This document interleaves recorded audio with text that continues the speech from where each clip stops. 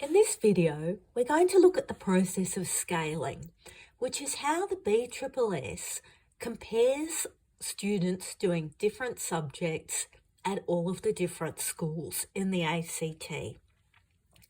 So what this does is it takes into account things like, was it a really hard test? Was it an easy test? How can we compare those if one school had hard and one had easy?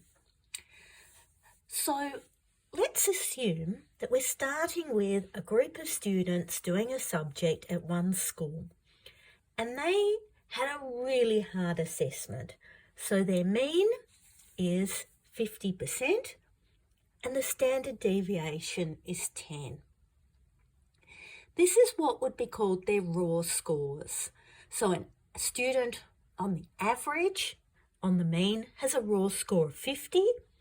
If they have a Z-score of 1, they would have a score of 50 plus 10 to 1 standard deviation, so 60, and so on. What the BSSS does is it looks at the historic data for the group of students doing that subject at that school and how they went in the AST in previous years.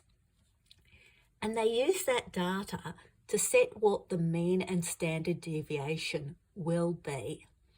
And then the raw scores are moved to those new points. So a student who had 50% as a raw score, if the historic data is 65 for the mean, their 50 becomes 65. If they had a raw score of 60, so it was 1 Z-score, 1 standard deviation above the mean, their new score is going to be 65 and 10, 75. That's what the scaled score is. It may be that the scaled score has got a different standard deviation.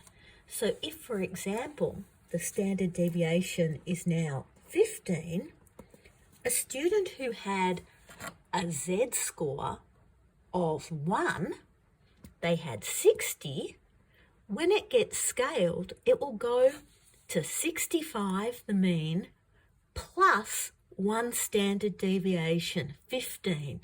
So their score would go up to 80 now. So this is what they mean by scaling. Usually, the schools aim to have things scale upwards. So a hard test or assessment, and then a low raw score, and when it gets scaled, it will go up. We will continue with this in another little video clip because this is based on historic data, and when the ATAR gets calculated, they're going to use the data for that group of students. So we'll look at that next.